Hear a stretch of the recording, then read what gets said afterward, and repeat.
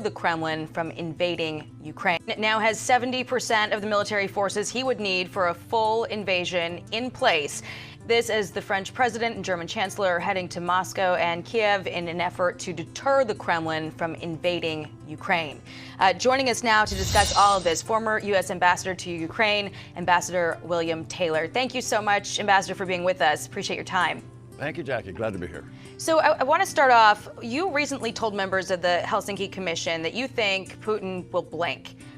What makes you think that? Everything that we're seeing shows that he's ramping up forces that he would need for this full invasion. There are estimates now that he could take Kiev in as little as 3 days.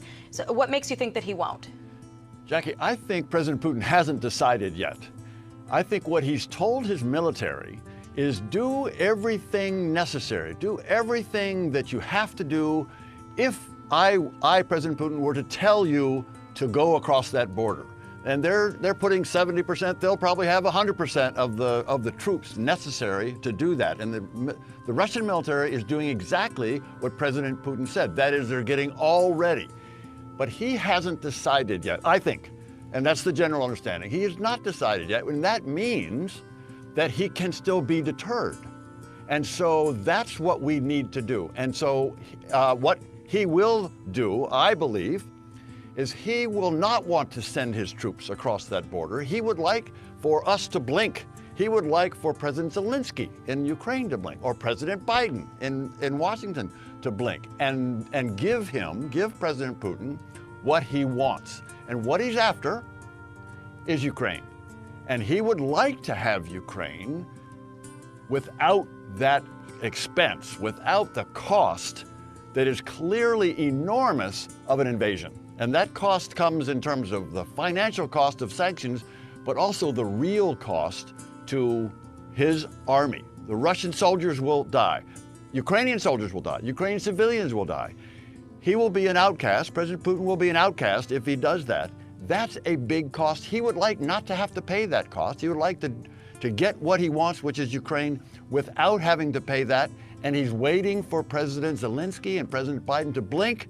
And so far, they have not blinked. He can be deterred. So you mean when you say that he wants having to, basically shed any blood, are you suggesting that Ukraine publicly in this scenario gives up on NATO? Is that what you think he's seeking here? I do, Jackie. I think he would like to see President Zelensky fold and say, okay, I won't try to join NATO, or okay, I won't try to join Europe. So far, President Zelensky has not said that. He does want to join NATO. He does want to join Europe. He wants to join the European Union. He has not blinked. And his supporters in Ukraine have all made it very clear that they are not eager. They're totally unwilling to go back under the Russian thumb. They want to be Europeans. Mm-hmm. They are Europeans. They want to be everything that Europe has. So if Putin does not invade and Ukraine does not publicly say we've given up on NATO, in that case, what would Putin have gotten out of this? Just being able to test the cracks in NATO, or something more? He will have tried to test the cracks. He will have tried and failed in this scenario to break up NATO or break up the strong support that